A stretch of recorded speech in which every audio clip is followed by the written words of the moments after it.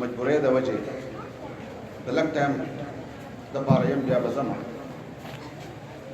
ګرانو مشرانو، د تعلیم تعریفونه د تعلیم ماهرین مختلف کوي.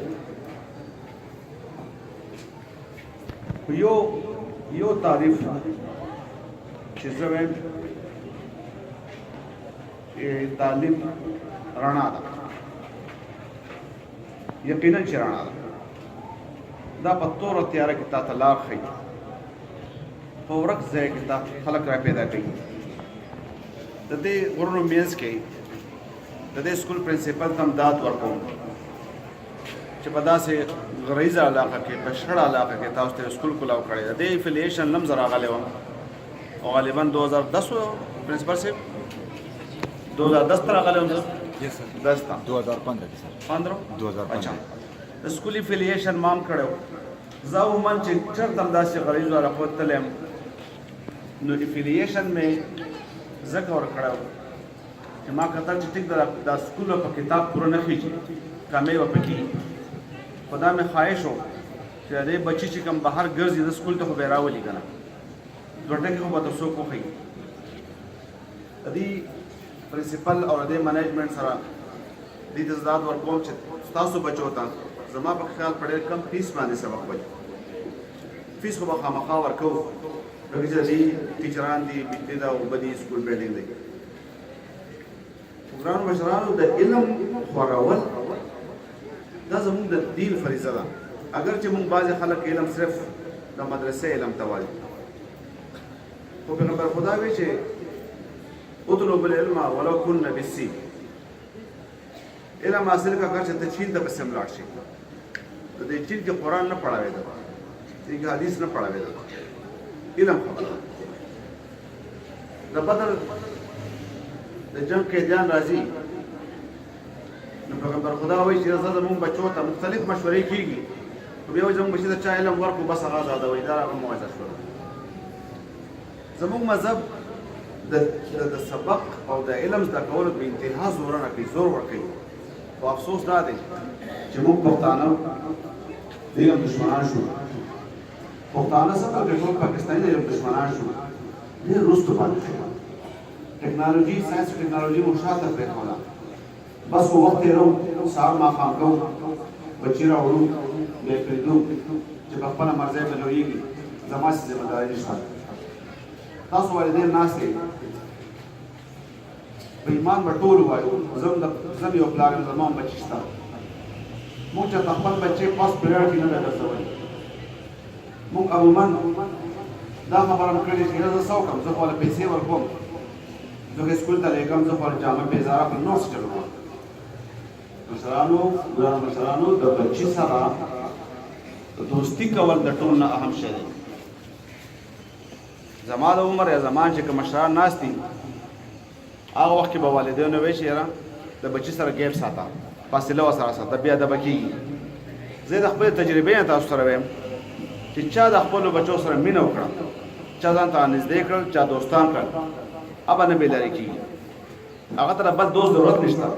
ته ورسره گیم کې، ته ورسره ګپ لګې، ته ورسره خپل ویوز شیر کې، د هغه تکلیف اورئ، خپل ورته وې، د هغه تجربه اورئ، خپله تجربه ورته وې. هغه به تا نه شرط هم بېلار نه شي. خو موږ وایو نه، فاصله پیدا کړې بې ادبه کېږي. زه تاسو ته یو خبره دا کوم چې خپلو بچو سره ټایم ورکړئ. ټایم زه ټایم نشم ورکولی، په خپل ډېر خفه یم خپلو بچو کې چې موږ سره د جاب د وجې موږ ډېر کم ټایم ورکوو. خو زه یم چې کم پیرنټس خپلو بچو له ټایم ورکوي، سرټیفیکیټ درکوم چې ستا بچي به انشاءالله کامیابي. او که څوک دا وایي چې مړه خو پیسې هم ورکوم، زه نور څه چل وکړم؟ دا بچې یوازې په پیسو نه ټیکېږي. د دې بچي سره به ته وخت ورکړې، ته به ورسره ځان شاګرد کړې. د تا نه نه درځي، راشه پرنسپل سره یې لږه کښېنه، ټیچر سره یې لږ کښېنه، ایو محسوس کړي چې د دې پلار د دې بچي سره مینه ده، د تعلیم غواړي. خو زموږ د ټولو پښتنو، زه د ملکنډ نه راغلی یم، د ملکنډ بورډ یم هم، د ملکنډ سره تعلق هم دی، هلته هم دغه حال دی چې پیرنټس صرف بچي لېږي سکول ته، په شاته یې تپوس نه کوي. موږ وایو چې ټیک ده، زموږ خو د ګیله د حکومت نشته چې حکومت خپل فنکشن نه کوي. نو دا خپل ځان خو په ځان وس کې دی، زه خو خپل کار وکړم. مونږ وایو یاره حکومت زما سره خپله مدد نه کوي، یاره مدرسې ټیچر چې استاد هغه ټیک نه دی، نو ما کم کار وکړو، زما چې زما کم کار دی ما څه وکړه؟ ګرانو مشرانو خپلو بچو له ټایم ورکوي. بیا زمونږ تعلیمي ماحول کې چې کوم خرابې دی یو خپل تکو بیا خپلې خبرې ختموم. موږ تعلیم کوو ګیانو ترقي کوو، ځکه تاسو ګورئ په داسې غریزه علاقه کې دومره ښکلي بچي دومره ښکلي ماشومان راغلي ډېر شي په تعداد کې او نن په سکول کې ناست دي، دا د خوشحالۍ خبره ده. خصوصا چې زه هلته محسوس وم په ملکڼ کې په تیمرګله کې هم دلته هم دا خبره کوم دلته به داسې وي انشاءالله تربیت زموږ نه لاړ. مونږ تعلیم خو کوو، پی ټي ام پیدا کړ، سکالرز هم پیدا کړ، ډاکټر انجینیرز هم پیدا کړ، ججان او جنرالان هم پیدا کړ، خو تربیت مو ونه کړ. اوس هم مونږ خپلې سپلای ځان سره جومات ته دننه وړو، کبیر څوک یې نه پټې نه کړي. اوس هم زموږ بچي چې په لار راځي نو چې لاس کې سکند دي نو په لار کې وغورځوي. اوس هم زموږ کوشش ښه دي. وموږ انتظام په چا لګو؟ یا د امریکا ده. امریکې ما پسې نه راغلي، زما خپل کمی دی. زموږ د ټیچر دا حال دی، ټیچر مو سپک کړ، د ټیچر احترام مو ختم کړ.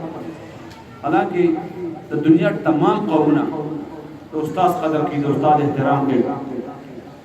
او په خپله نبي اسلام وایي چې انما بعثت معلما، زه استاد رالېږلی شوی یم. خو بیا هم افسوس دا دی چې دغه حدیثو مونږ خیال نه ساتو، مونږ د قرآن هم خیال نه ساتو.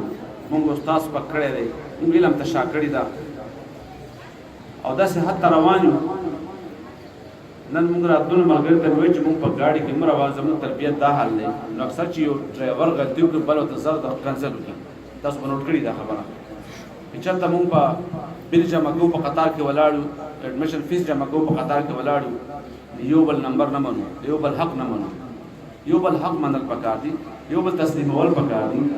د سټیټ سیکرټري چې په شعرونو کې کوم شعرونه ښکلي وي تاسو ته، پښتنو ځان چینج کوي، د خپل وروڼو سره جنګ جګړې پرېږدئ، قلم ته لاس کوي، یو بل برداشت کوي، یو بل سره مینه وکړئ، یو حجره جومات کې یو بل ته نږدې شئ. دا زموږ چمګاونډ دی، دا زموږ چاپېچل دی، زموږ ورورولي ده، زموږ معاشرتي ژوند دی. مونږ له بل قوم به خوال نه راځي. که مونږ د دشمن مقابله کوو نو صرف په اتفاق به یې کوو. دشمن به مونږ باندې یوازې ټوپک وار نه کوي، زموږ په تعلیم وار کوي، زموږ په تربیت باندې گزار کوي، مونږ نه ځناور جوړوي. مونږ ګوره تاسو ټولو سره به د اینډرایډ موبایل وي، زما په خیال ماشومان هم تاسو اخیستي. زه دا نه یم چې اینډرایډ موبایل نه ځان خلاص کړه، هغې نه خلاصېدل مشکل کار دی. خو کم از کم د هغې د استعمال ژبه خو په خپله هم زده کړئ، بچو ته مو ښایي چې کوم خرابې د هغې نه ځان وساتئ. او تر ډېره حده تر څو تاسو د اینډرایډ موبایل ځان سې ساتلی شئ، هغې نه ځان وساتئ. د فیسبوک نه د دنیا ټایم ضایع کوي. پخوا به په کور کې ماشومان کېناستل چې دنیا نیکه به ورته صورت یاسین یاد کړه، صورت مزمل به ورته یاد کړه، آیت الکرسي به ورته یاد کړه. نن هر سړی چې کور کې د موبایل راوالي بس په هغې کې مصروف شي. که په حجره کې ما ورته ناست یو، پخوا به خلکو خبرې وکړې. زموږ د زده کړې ځای اول د مور غږ وه، کور و، بیا محله و، حجرې مو وې، هر څه برباد شو. په تربیت باندې زور ورکول پکار دي. زموږ بچي رانه مونږ په خپله هم زموږ بچي رانه بلکل بېلارې کېږي. د تعلیم سره سره ټیچرانو ته خواست کوم چې ټیک د کورس ته هم ختم کړي او زموږ اقدارو باندې د تعلیم ورکړي. تربیت کې زما د وړو کې زما بچې په لار روان دي چې د مشر نه مخکې کېږي. ځکه چې پیغمبر خدا وایي چې چا زما د مشرانو قدر وکړو او زما په کشرانو رحم وکړو، لاس یې پرې کړو ونه کړ نه به زمانه نه وي.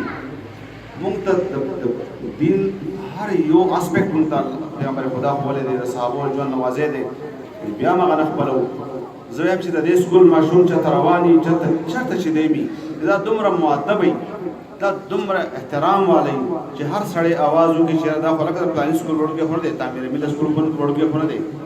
د دې ټیچر نه دا تمه کوم، د پرنسپل نه تمه کوم چې تعلیم سره سره دی په تربیت خپل وخت ورکړي، بچي تعلیم یافته هم کړي، تربیت یافته دې هم کړي.